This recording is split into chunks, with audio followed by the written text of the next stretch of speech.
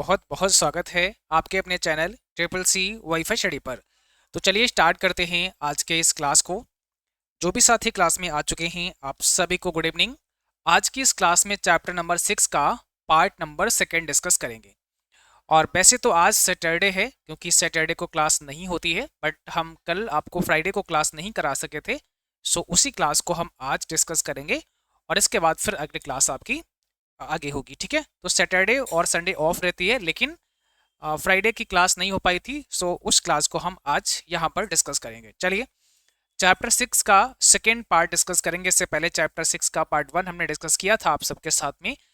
तो आज का सबसे पहला सवाल है कि वेब ब्राउजर की मदद से आप किसी वेब पेज को देख सकते हैं। यानी अगर हमें कोई भी वेब पेज को देखना है, किसी भी वेब पेज पर हमें जाना है, तो ब्राउजर की आवश्यकता होती है। यानी अगर हमारे पास कोई ब्राउजर नहीं है तो हम किसी भी वेबसाइट पर विजिट नहीं कर सकते हैं। ठीक है, ऐसा यहाँ बोला गया है। अब आपको बताना है इसमें कौन सा सही जवाब है, कौन सा राइट आंसर है।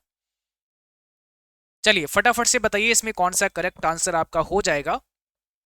तो जो भी बच्चे क्लास में आ चुके हैं आप सबको good evening. Shreyansh Kumar Singh ji good evening, नमस्कार, कैसे हैं आप सब लोग भाई। और जो भी क्लास में आए हैं सबको अपना आंसर कमेंट बॉक्स में देखना है। देखो यहाँ पर आपका पहला हो जाएगा, बिल्कुल वेब ब्राउजर की ही हेल्प से हम किसी वेबसाइट को देख सकते हैं। अब ये भी याद रखना है कि जो वेब ब्राउजर होते हैं वो किस प्रकार के सॉफ्टवेयर होते हैं, तो वो आपके एप्लीकेशन सॉफ्टवेयर होते हैं। वेब ब्राउजर कैसे सॉफ्टवेयर हैं? एप्लीकेशन सॉफ्टवेयर होते हैं। सेकेंड क्वेश्चन में क्या कह रहा है, इंटरनेट एक्सप्लोरर डैश एक है जिससे डैश ने विकसित किया है। और इसका जवाब क्या होगा, यहाँ पर दो ब्लैंक हैं स्थान और दोनों में आपको फिल करना है। तो बताइए इसका जवाब क्या हो सकता है, कौन सा करेक्ट आंसर हो जाएगा। ठीक है भाई, जल्दी से जवाब दीजिएगा कौन सा यहाँ पे करेक्ट आंसर हो जाएगा। आप सभी बच्चों को धनतेरस की बहुत शुभकामनाएं। ठीक है, हार्दिक बधाई और दीपावली वगैरह की आपको भी बहुत बहुत शुभकामनाएं आप सारे बच्चों को। ठीक है भाई, यहाँ देखो इस प्रश्न का सही जवाब क्या है। इसका ऑप्शन आपका हो जाएगा पहला, वेब ब्राउजर माइक्रोसॉफ्ट के द्वारा जो है वो डेवलप किया गया है। कह रहा है कि भाई कौन सा यहाँ पर इंटरनेट एक्सप्लोरर जो है वो किसने डेवलप किया है। तो इंटरनेट एक्सप्लोरर क्या है, पहले बात तो एक ब्राउजर है और इसको किसने डेवलप किया है, माइक्रोसॉफ्ट ने इसको डेवलप किया है। तो आपका माइक्रोसॉफ्ट यहाँ मतलब फर्स्ट ऑप्शन आपका राइट होगा, वेब ब्राउजर कॉमा माइक्रोसॉफ्ट। अगला सवाल का जवाब दो। और यहां पर आपसे पूछा है, इंटरनेट एक मेट्रोपॉलिटन एरिया नेटवर्क होता है। इंटरनेट क्या है, एक मेट्रोपॉलिटन एरिया नेटवर्क होता है। इसका जवाब आपको देना है। तो कौन सा राइट आंसर होगा यहाँ पर, इंटरनेट एक मेट्रोपॉलिटन एरिया नेटवर्क है। देखो नेटवर्क की अगर हम बात करें, ठीक है, नेटवर्क की अगर हम बात करें तो आपको पता है एक तो आपका वैन होता है, एक आपका लैन होता है, एक आपका मैन होता है। ये कुछ नेटवर्क हैं मुख्य रूप से तीन। उसके बाद फिर आप लोग और क्या पढ़ते हैं, आप इसके बाद एक पैन नेटवर्क भी पढ़ते हैं। तो यहाँ जो इंटरनेट है आपका वो किसका एग्जाम्पल है, मेट्रोपॉलिटन का है, ऐसा नहीं है। इंटरनेट किसका एग्जाम्पल है, इंटरनेट आपका वैन का एग्जाम्पल है। वैन का एग्जाम्पल है आपका इंटरनेट, यानी एक वाइड एरिया नेटवर्क है, एक विस्तृत क्षेत्र में इस्तेमाल होने वाला नेटवर्क है। ठीक है, तो इसको बोलते हैं wide area network. IPv4 address कितने बिट का होता है, जो आपका आईपी पता है। और आईपी पता भी दो प्रकार के हैं, एक आपका IPv4 होता है और एक आपका IPv6 होता है। दोनों से सवाल आपके एग्जाम में बनते हैं, दोनों से प्रश्न आपके एग्जाम में आते हैं। ठीक है, चलिए भाई यहां देखो इस प्रश्न में सही जवाब क्या होगा, ऑप्शन नंबर बी होगा 32 बिट। कितना, 32 बिट।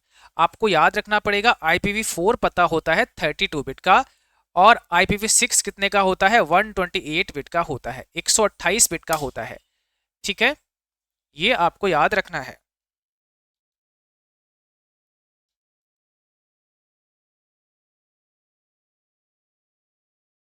एक मिनट मैं थोड़ा सा आपको दिखाना चाहता हूं।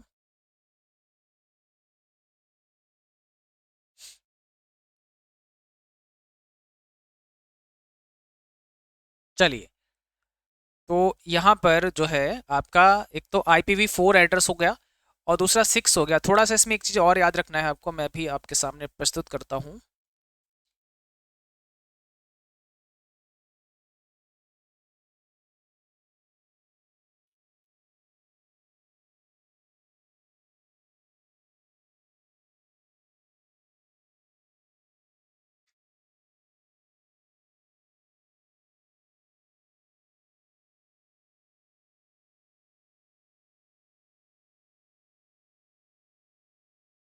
ठीक है, तो यहाँ देखो, ये जो आपके सामने एक एग्जाम्पल हमने रखा है IPv6 एड्रेस का है। अब इसमें आप देखोगे जो आपका IPv4 होता है, इसको याद रखना है, ये न्यूमेरिक होता है, मतलब इसके अंदर जो वैल्यू होगी वो कैसी होगी, न्यूमेरिक होगी। पहली बात तो ये सवाल ये बन सकता है पेपर में कि IPv4 किस प्रकार का होता है, क्या अल्फा न्यूमेरिक होता है या नहीं। तो आपको बताना है IPv4 अल्फा न्यूमेरिक नहीं होता है, ओनली न्यूमेरिक होता है। ठीक है भाई। और अब अगर हम IPv6 की बात करें तो ये आपका अल्फा न्यूमेरिक होता है। यहाँ पर इस एग्जाम्पल से आप समझिएगा, यहाँ पे देखिए इसके अंदर क्या होता है, जैसे एक ब्लॉक ये हो गया, एक ब्लॉक ये हो गया, अलग अलग ऐसे होते हैं। और एक जो है ये 16 बिट का होता है। आप देखोगे ना यहाँ 16 बिट लिखा हुआ है, तो यहाँ ये 4 बिट का एक है, ये 4 का है, ये 4 का है, ये 4 का, 4 चक्कू 16 हो गया, 16 का ये, 16 का ये, 16 का ये, और ऐसे कितने होते हैं, 8 होते हैं, तो 128 बिट का ये हो जाता है। ठीक है, तो इसमें न्यूमेरिक वैल्यू भी है, इसमें आपके अल्फ़ाबेट भी हैं, ये दोनों है, नंबर भी है, अल्फ़ाबेट है। और इसमें डॉट नहीं होता है, यहाँ पर कॉलन यूज होता है। यहाँ पर इनको सेपरेट किससे करते हैं, कॉलन से करते हैं। जो आपका IPv4 होता है जैसे 192.168.1.1 ये जो है ना, इसमें डॉट लगे होते हैं, बट यहाँ पर क्या लगा होगा, कॉलन लगा होगा। ये दोनों में अंतर होता है। अपने डिवाइस का IMEI कैसे पता लगा सकते हो, आप अपने डिवाइस का IMEI कैसे पता लगा सकते हो, जवाब दीजिएगा क्या होगा इसमें करेक्ट आंसर। ठीक है, मोहम्मद मोहसिन ने कहा सर फोर्थ का ऑप्शन बी होगा, बिल्कुल ठीक आंसर आपने दिया है। IPv4 का 32 बिट होता है, राइट आंसर आपका है। ठीक है, 6 का 128 बिट होता है, ये भी आपको याद रखना है। और कभी अगर आपसे बाइट में पूछेगा तो आंसर आपको बता देना है, बाइट का क्या होगा, 8 से डिवाइड करके आंसर आ जाएगा, क्योंकि बाइट में फिर पूछेगा तो बाइट बताना पड़ेगा। यहाँ पर आपका ऑप्शन बी है *#06#, ये आपको कोड डायल करना होता है IMEI का पता लगाने के लिए। तो आप अपने डिवाइस के IMEI का पता कैसे लगा सकते हैं, *#06# कोड को डायल करके लगा सकते हैं, सीधे स्क्रीन पर फ्लैश हो जाएगा। ठीक है, यह एक USSD कोड है, ये भी याद रखना है। मैक एड्रेस कितने बिट का होता है, एक सवाल आपसे बनेगा एग्जाम पे, और निश्चित रूप से पूछा ही जाता है कि भाई जो मैक एड्रेस होता है, जो मैक पता होता है, वो कितने डिजिट का होता है। ठीक है, मैक पता कितने डिजिट का होता है, तो यहाँ पर मैक का मतलब क्या होता है, इसका मतलब होता है मीडिया एक्सेस कंट्रोल, और ये आपका 48 बिट का होता है। यानी जो मैक एड्रेस होता है ये 48 बिट का होता है। ठीक है, अब जो मीडिया एक्सेस कंट्रोल होता है, ये आपके कंप्यूटर में जो आपने देखा होगा एक लैन कार्ड होता है, क्या होता है, लैन कार्ड होता है। इस लैन कार्ड को आप इथरनेट कार्ड भी बोलते हैं, इथरनेट कार्ड भी बोलते हैं, देखो नाम याद रखना है, इथरनेट भी हो सकता है, लैन कार्ड भी हो सकता है। ठीक है, तो ये जो है आपका इसी का एक यूनिक एड्रेस होता है, जिसका जो 48 बिट का होता है, 48 बिट का होता है। और अगर ये बाइट में पूछेगा तो 8 से भाग करना होगा, तो 6 बाइट का निकल कर आ जाएगा कि भाई 6 बाइट का होता है। इंटरनेट पर कोई भी दस्तावेज क्या कहलाता है, इंटरनेट पर कोई भी डॉक्यूमेंट है, कोई भी दस्तावेज है, वो क्या कहलाता है। इंटरनेट पर यदि कोई भी डॉक्यूमेंट है, कोई भी दस्तावेज है, तो वो क्या कहलाता है। ठीक है, उसका जवाब क्या है, जवाब है वो वेब पेज कहलाएगा। भाई कोई भी डॉक्यूमेंट होगा वो वेब पेज ही होगा, वेब पेज के फॉर्म में ही होगा। इंटरनेट पर कोई भी डॉक्यूमेंट होगा वो वेब पेज के फॉर्म में होगा। तो राइट आंसर आपका क्या है, ऑप्शन बी है, उसको हम वेब पेज कहते हैं। और वेब पेज किसी भी वेबसाइट का एक पर्टिकुलर पेज जो वेब पेज कहलाता है। SMTP कनेक्शन जो SSL द्वारा सुरक्षित होते हैं उन्हें कहा जाता है, ऐसे SMTP कनेक्शन जो SSL के द्वारा सिक्योर होते हैं, सुरक्षित होते हैं, उसे क्या कहते हैं। ठीक है, उसे क्या कहा जाता है। यहां पर सही जवाब हो जाएगा SMTPS कहा जाता है। क्या कहते हैं उसे, SMTPS। यहाँ मतलब जो SSL के द्वारा सिक्योरिटी लगी होती है उसमें यहाँ S बढ़ जाएगा, और इस S का मतलब होता है सिक्योर। क्या होगा, सिक्योर होगा, यानी वहां पर SSL की सिक्योरिटी आ जाती है। अब ये पेपर में पूछ सकता है कि SSL क्या होता है, तो इसको भी देख लो, secure socket, secure socket layer बोलते हैं। इसकी फुल फॉर्म क्या होती है, सिक्योर सॉकेट लेयर होती है। ठीक है भाई, चलिए तो कौन सा सही हुआ यहाँ पर, ऑप्शन आपका बी करेक्ट हो गया है। अगला सवाल है HTML का पूरा नाम क्या होता है, आपसे क्या कह रहा है, HTML का फुल फॉर्म बता दीजिए। HTML का फुल फॉर्म बता दीजिए, क्या होगा इसमें?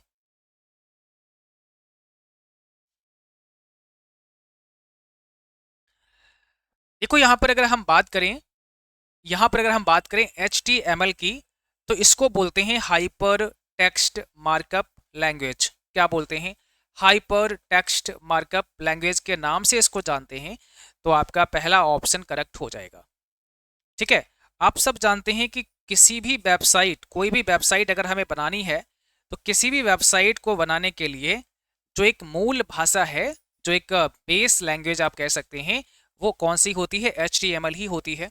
तो HTML से ही हम किसी वेबसाइट को बनाते हैं। तो कई बार ये सवाल भी आता है कि किसी भी वेब पेज को बनाने के लिए हमें किस भाषा का इस्तेमाल करना होता है? तो इसका आंसर हो जाएगा HTML का इस्तेमाल करना होता है। अब देखो यहाँ पर दूसरा ये सवाल हो सकता है कि इसका एक्सटेंशन क्या होता है? तो .html या .htm हो सकता है। ये एक्सटेंशन है .htm या .html।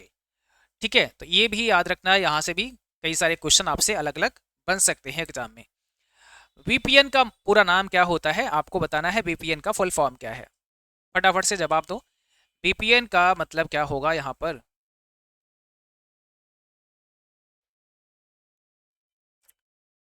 VPN की यहाँ पर बात हो रही है,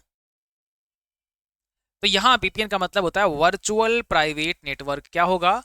एक वर्चुअल प्राइवेट नेटवर्क होता है VPN। ठीक है, यानी आप जो भी आपने ISP की सर्विस ले रखी है, इंटरनेट सर्विस प्रोवाइडर जो भी आपका है, जिसकी भी सर्विस आपने ले रखी है तो जो भी कम्युनिकेशन आप करते हैं वो आपके ISP को पता होता है।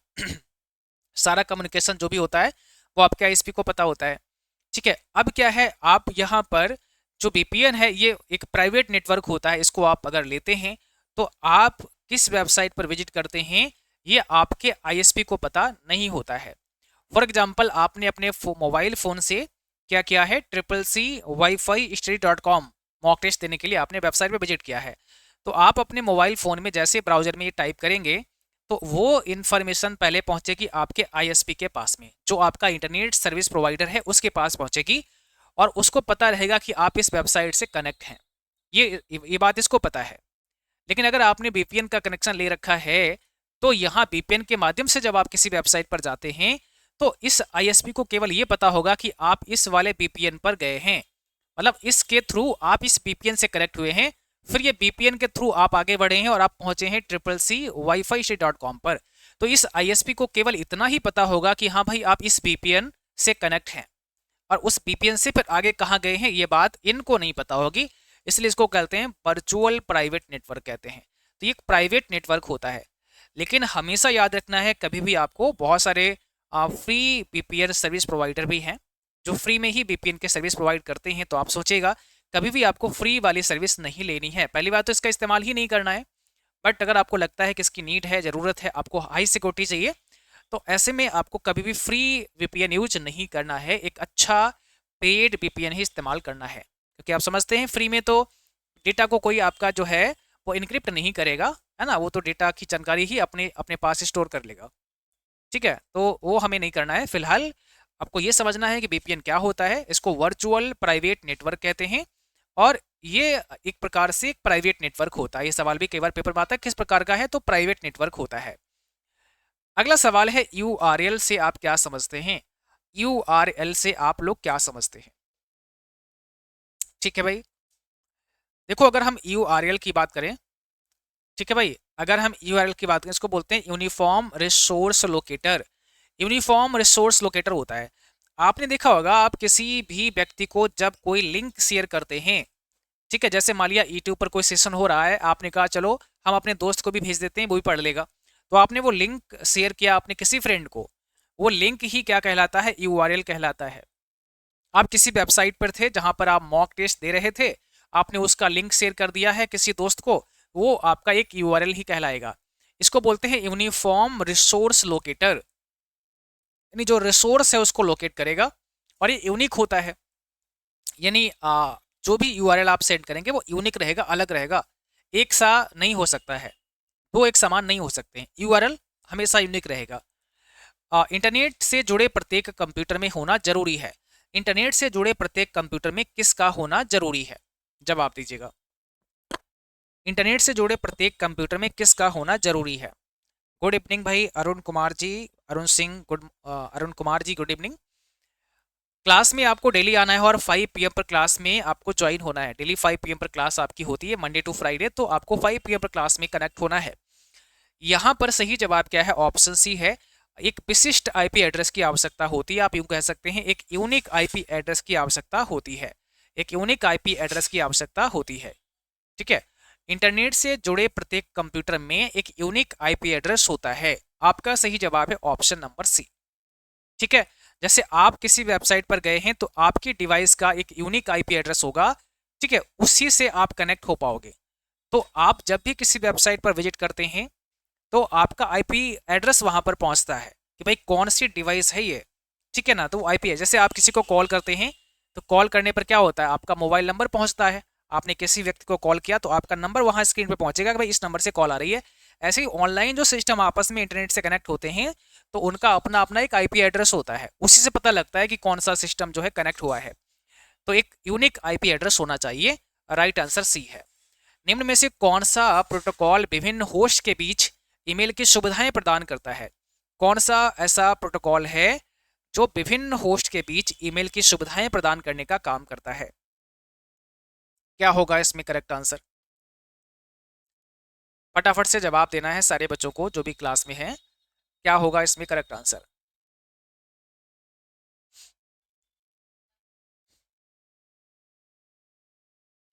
यहां पर आपका सही जवाब है ऑप्शन पहला SMTP। क्या होगा? SMTP आपका राइट आंसर हो जाएगा। यानी कौन सा ऐसा प्रोटोकॉल है जो विभिन्न होस्ट के बीच ईमेल की सुविधाएं प्रदान करता है? तो ये है आपका SMTP। और ये मेल को अपलोड करने के काम में आता है। किसके काम में आता है? मेल को अपलोड करने के काम में आता है। यूजर के कंप्यूटर से सर्वर पर फाइल भेजना क्या कहलाता है? यूजर के कंप्यूटर से सर्वर पर कोई फाइल भेज रहे हैं तो इसका मतलब क्या होगा? देखो, दो चीजें हैं, ध्यान रखो। जब आप इंटरनेट से कनेक्ट होते हैं तो एक सर्वर होगा जो सर्विस दे रहा होगा और एक क्लाइंट होगा या नोड होगा। क्लाइंट या नोड कह सकते हैं, सर्वर, या इसको हम और क्या कह सकते हैं? सर्वर कह सकते हैं, इसको होस्ट कह सकते हैं, क्लाइंट कह सकते हैं या नोड कह सकते हैं। तो जब आप इंटरनेट से कनेक्ट होते हैं, ठीक है, जब आप किससे कनेक्ट होते हैं? इंटरनेट से कनेक्ट होते हैं,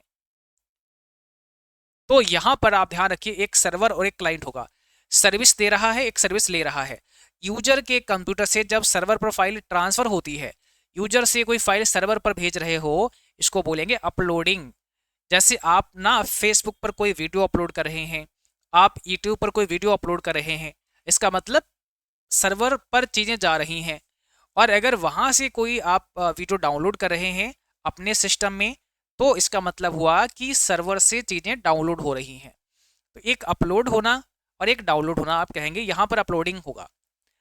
OSI रेफरेंस मॉडल में कुल कितनी लेयर होती हैं? अगर हम बात करें OSI, ओपन सिस्टम इंटरकनेक्शन होता है, इसका फुल फॉर्म भी याद रखना है। ओपन सिस्टम इंटरकनेक्शन इसको बोलते हैं। और इसमें कितनी लेयर्स होती हैं? हेलो सर, नवंबर में एग्ज़ाम कब तक हो सकता है? देखो भाई, नवंबर के जो एग्ज़ाम है वो ऐसे मान के चलिए, जो डेट है वो 10 से 15 नवंबर के आसपास हो सकती है। ठीक है, 10 से 15 नवंबर के बीच में आपके एग्ज़ाम स्टार्ट हो सकते हैं। 3 से 4 नवंबर के बीच में लगभग आपके जो है एडमिट कार्ड आ सकते हैं। 3 से 4 नवंबर के बीच में आपके एडमिट कार्ड आ सकते हैं और 10 से 15 के बीच में एग्ज़ाम स्टार्ट हो सकते हैं। ये पॉसिबिलिटी है पर सत्य नहीं है ना। ये बिल्कुल हम कंफर्म नहीं कर रहे हैं कि 100% ऐसा ही होगा, क्योंकि हम नहीं जारी करेंगे कि एग्ज़ाम कब होगा कब नहीं होगा, बट एक आइडिया से हम आपको बता रहे हैं कि ऐसा हो सकता है। यहाँ पर सही जवाब है ऑप्शन नंबर बी, 7 लेयर होती हैं। और आप देखें कौन कौन सी होती हैं। देखो, application layer, presentation layer, session layer, transport layer, network layer, data link layer और फिजिकल लेयर होती हैं। तो कुल आपकी 7 लेयर होती हैं। ये जो आपकी ऊपर की 4 लेयर आप 3 लेयर देख रहे हैं, इसको बोलते हैं सॉफ्टवेयर लेयर। फिर जो आपके ट्रांसपोर्ट लेयर होते हैं इसको बोलते हैं हार्ट ऑफ OSI। और जो नीचे के 3 देख रहे हैं इसको बोलते हैं हार्डवेयर लेयर। ये भी याद रखना है। यानी नेटवर्क, डेटा लिंक और फिजिकल ये हार्डवेयर हैं। एप्लीकेशन, प्रेजेंटेशन, सेशन ये आपके सॉफ्टवेयर लेयर्स होती हैं। ठीक है भाई। और यहाँ पर एक सवाल और पूछता है इसी से संबंधित, मैं आपको बता देता हूँ।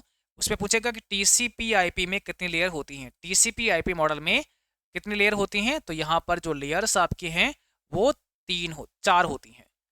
ठीक है, टीसीपी आईपी मॉडल में कुल लेयर्स की संख्या कितनी होती है? 4 होती है।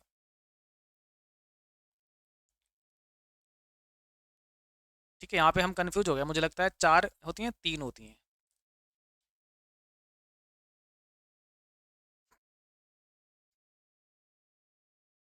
ठीक है,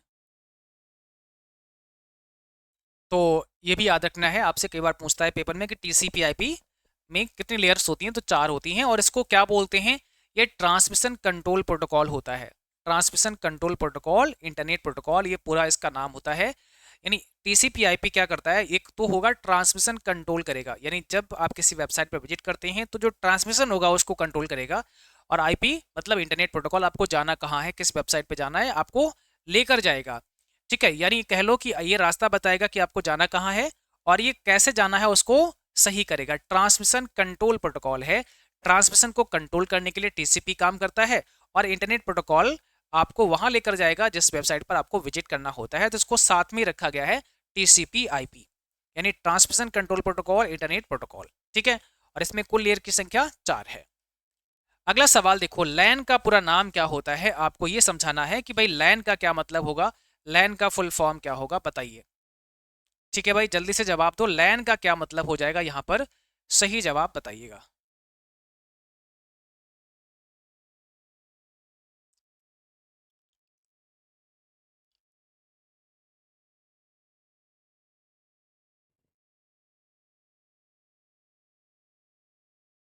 देखो लैन आप सब जानते हैं, इसका मतलब होता है लोकल एरिया नेटवर्क, तो सही जवाब है option number B, local area network होता है। निम्न में से विस्तृत क्षेत्र में इस्तेमाल होने वाला एक भौगोलिक नेटवर्क का नाम आपसे पूछा है। विस्तृत क्षेत्र में इस्तेमाल होने वाला एक भौगोलिक नेटवर्क कौन सा है? ठीक है, बिल्कुल ठीक है। अगर हम देखें वाइड एरिया में इस्तेमाल होने वाला जो नेटवर्क है वो आपका वैन होता है। ठीक है, वैन का मतलब होता है वाइड एरिया नेटवर्क, लैन का मतलब होता है लोकल एरिया नेटवर्क, मैन का मतलब होता है मेट्रोपॉलिटन एरिया नेटवर्क। तो यहाँ पर अगर आप देखें सबसे छोटा कौन सा है, तो पैन नेटवर्क सबसे छोटा होता है, पर्सनल एरिया नेटवर्क होता है। जैसे आपने ब्लूटूथ ऑन किया अपना और अगले ने ऑन किया, तो वहां पर आप फाइल को शेयर कर सकते हैं, तो वो कुछ दूरी के लिए होता है। ठीक है, पैन के बाद में इससे बड़ा फिर कौन सा होता है? लैन होता है, इसको बोलते हैं लोकल एरिया नेटवर्क। यानी एक आप घर में इस्तेमाल कर सकते हैं, एक स्कूल कॉलेज में इस्तेमाल कर सकते हैं, तो छोटी दूरी के लिए लैन नेटवर्क आपका होता है। और इसके बाद में फिर क्या होता है? मैन होता है, इसको बोलते हैं मेट्रोपॉलिटन एरिया नेटवर्क। तो एक शहर में हो सकता है, एक शहर के आसपास के क्षेत्र में ये नेटवर्क आपका हो सकता है, मैन वाला। और इसके बाद फिर आपका आता है बैन, जो एक भौगोलिक क्षेत्र में वर्ल्ड वाइड लेवल पर हो सकता है। निम्न में से कौन सा वेब सर्च इंजन माइक्रोसॉफ्ट द्वारा विकसित किया गया है? ऐसा वेब सर्च इंजन बताना है जो माइक्रोसॉफ्ट ने डेवलप किया है। तो ऐसा सर्च इंजन आपको बताना है जिसे माइक्रोसॉफ्ट ने डेवलप किया है। ऐसा सर्च इंजन आपको बताना है जिसे माइक्रोसॉफ्ट ने डेवलप किया है। इसका सही जवाब है ऑप्शन सी, विंग। क्या होगा आपका सही जवाब? होगा विंग यहाँ पर, जिसे माइक्रोसॉफ्ट ने डेवलप किया। तो विंग क्या है? एक सर्च इंजन है जिसे माइक्रोसॉफ्ट ने डेवलप किया है। जीमेल में अधिकतम अटैचमेंट साइज कितना होता है? जीमेल से अगर आप कोई भी फाइल अटैच करते हैं, जीमेल के थ्रू आप किसी को फाइल भेजते हैं और कोई फाइल को अटैच करते हैं, तो मैक्सिमम फाइल का साइज क्या हो सकता है? मैक्सिमम फाइल का साइज क्या हो सकता है? यहाँ पर सही जवाब है ऑप्शन डी, 25 एमबी हो सकता है। 25 एमबी हो सकता है आपका सही जवाब डी। यानी जीमेल में अगर हम कोई फाइल अटैच करेंगे तो 25 एमबी तक की ही फाइल को भेज सकते हैं। कई बार आपसे ऐसा सवाल आ सकता है कि भाई जीमेल में कितनी फाइल को अटैच कर सकते हैं, तो याद रखना है आपको ये कि मैक्सिमम 25 एमबी तक की फाइल हो सकती है। 25 एमबी तक की फाइल हो सकती है। अब इसमें यह है कि चाहे एक ही फाइल अपलोड कर दो 25 एमबी की, चाहे 10 फाइल एक साथ अपलोड कर दो, सब फाइल को मिलाकर के टोटल 25 एमबी ही अपलोड कर सकते हो एक बार में। निम्न में से कौन सा सर्च इंजन नहीं है? कौन सा एक सर्च इंजन नहीं है? कौन सा एक सर्च इंजन नहीं है? तो इसका सही जवाब क्या है? ऑप्शन नंबर पहला है, यानी गूगल क्रोम एक सर्च इंजन नहीं है। कौन सा नहीं है? गूगल क्रोम एक सर्च इंजन की श्रेणी में नहीं आता है। गूगल, याहू, बिंग ये सब सर्च इंजन में आते हैं, बट क्रोम आपका सर्च इंजन में नहीं आता है। 192 से स्टार्ट होने वाले आईपी पता किस क्लास के होते हैं? ऐसे आईपी पता जो 192 से स्टार्ट होते हैं वो किस श्रेणी के हैं, किस क्लास के हैं?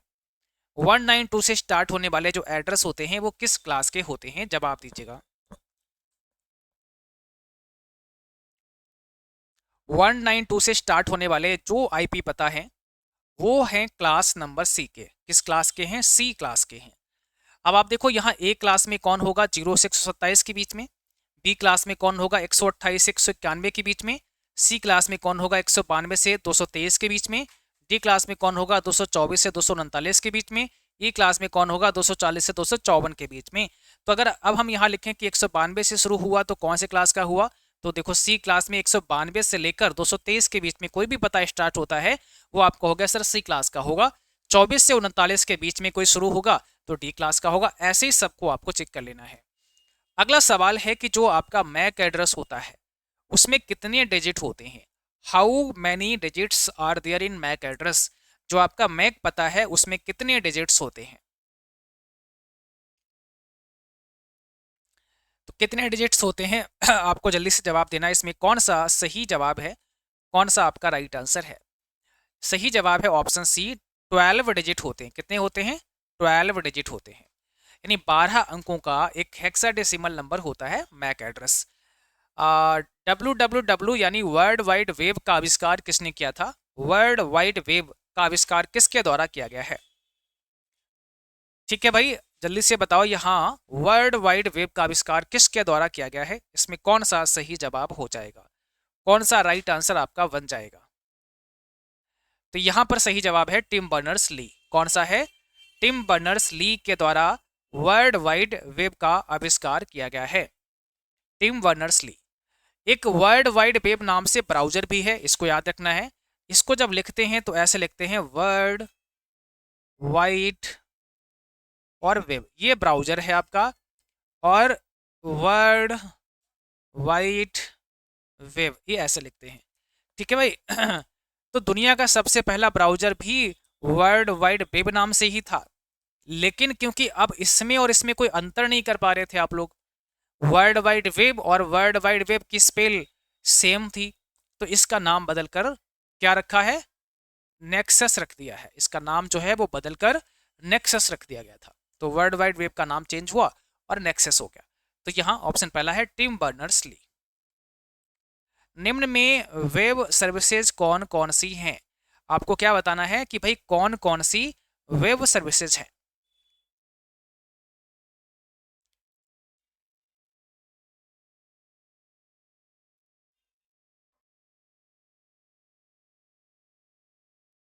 अगर हम यहाँ पर वेब सर्विसेज की बात करें तो ऑप्शन डी है, जैसे e learning, video conferencing, e commerce, ये सभी आपकी वेब सर्विसेज में ही आती हैं। तो राइट आंसर आपका डी है। अगला सवाल है ब्लूटूथ में किस प्रकार का नेटवर्क होता है? आपको ये बताना है कि ब्लूटूथ में किस प्रकार का नेटवर्क होता है। ब्लूटूथ में किस प्रकार का नेटवर्क होता है? सही जवाब है आपका पैन। अभी आपको बताए थे, इसमें होता है पर्सनल एरिया नेटवर्क। आप इसको डब्ल्यू पैन भी लिख सकते हैं, यानी कि पूरा नाम हो जाएगा वायरलेस पर्सनल एरिया नेटवर्क। आपको ये पता ही है कि ब्लूटूथ कैसा होता है, वायरलेस होता है। इसमें आपका कोई तार नहीं होता है, कोई वायर नहीं होता है, तो ये विदाउट वायर का है, यानी वायरलेस है, और इसको आप बोलते हैं वायरलेस पर्सनल एरिया नेटवर्क। ठीक है भाई, वायरलेस पर्सनल एरिया नेटवर्क के नाम से इसको जानते हैं। पैन ये किस में होता है? ब्लूटूथ में होता है।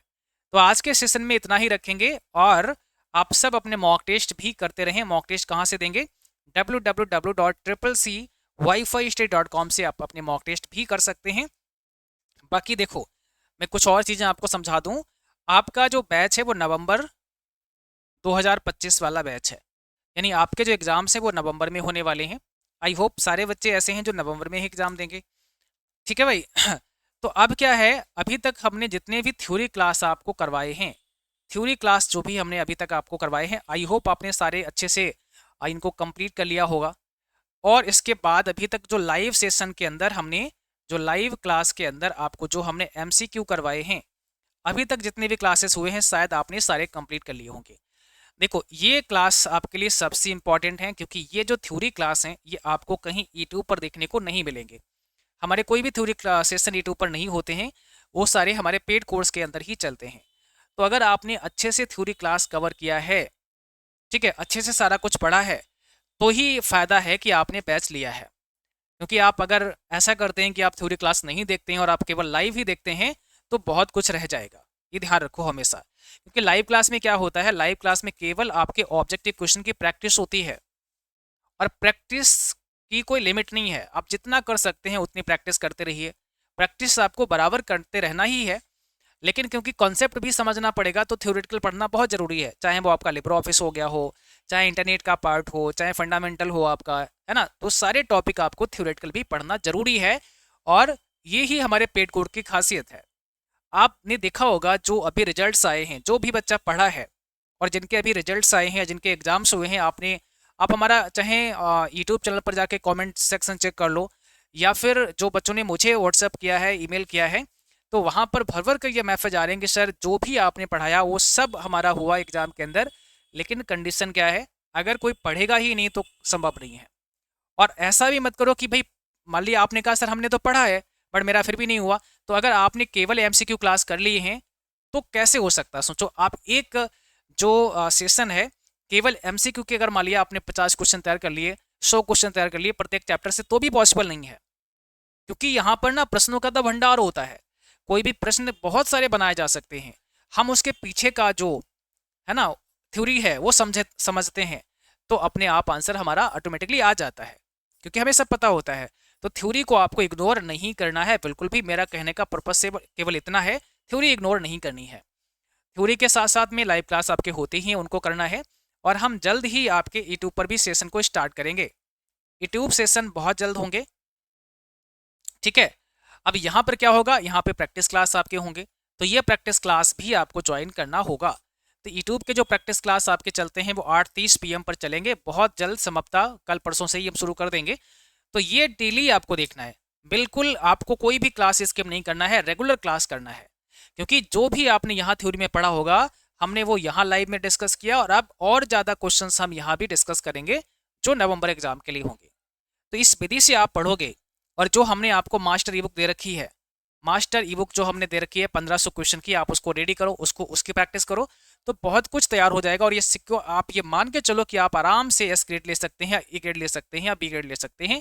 डिपेंड करता है कि आप किस प्रकार से तैयार करते हैं। ये भी आवश्यक नहीं होता है किसी बच्चे ने बहुत मेहनत किया बट उसका ग्रेड अच्छा नहीं आ पाया, क्योंकि सबका अपना अपना तरीका अलग है, सबकी अपनी अपनी समझ अलग है, सबका आईक्यू लेवल अलग है। तो वो अंतर तो आ ही जाता है, और फिर डिपेंड करता है कि एग्जाम किस प्रकार से आपके सामने क्वेश्चन आया। कभी कभी किसी का मॉडरेट आ जाता है, किसी का बहुत ज़्यादा हार्ड आ गया, किसी का बहुत ज़्यादा ईजी आ गया। तो ये भी डिपेंड करता है, क्योंकि सबके क्वेश्चन अलग अलग पेपर बच्चों के आते हैं एग्जाम्स के अंदर। तो इन सारी बातों को ध्यान में रख करके पढ़ाई करोगे तो आप निश्चित सफल हो जाओगे। हाँ, ये हो सकता है कि कुछ प्लस माइनस हो जाए, लेकिन सफलता आपको अवश्य मिलेगी। ठीक है भाई, चलिए भाई, तो आज के लिए सेशन यहीं पर समाप्त करते हैं। मुलाकात होगी अब नेक्स्ट क्लास में, और हो सकता है कि मंडे को क्लास आपकी हम ना करवाएं, क्योंकि दीपावली है, तो हम हो सकता है कि मंडे को क्लास आपकी ना करा सकें, बट अगर पॉसिबल होता है तो करवाएंगे। संडे को ऑफ रहेगा आपके पास। जो कल का दिन है उसमें आपको क्या करना है, जितना भी अभी तक हमने थ्योरी क्लास में करवाया है उसको एक बार आप रिवीजन करेंगे, उसको एक बार आप रिवाइज करेंगे। और उसके बाद हम जैसे ही दिवाली के बाद जस्ट आपका क्या होगा, एक टेस्ट होगा। तो दिवाली के जस्ट बाद हम एक टेस्ट लेंगे, और उस टेस्ट को आप सबको देना है। उस टेस्ट में अभी तक जितना हमने पढ़ाया होगा वो सारा इंक्लूड करेंगे। ठीक है भाई, चलो क्लास समाप्त करते हैं। मोहम्मद मोहसिन करे सर हैप्पी धनतेरस। चलिए भाई, धन्यवाद आपको। आप सबको भी धनतेरस दीपावली की हार्दिक शुभकामनाएं, बहुत बहुत बधाई। तो आज के सेशन को यहीं समाप्त करते हैं, मिलते हैं फिर अगली क्लास में, तब तक के लिए थैंक यू, बाय बाय।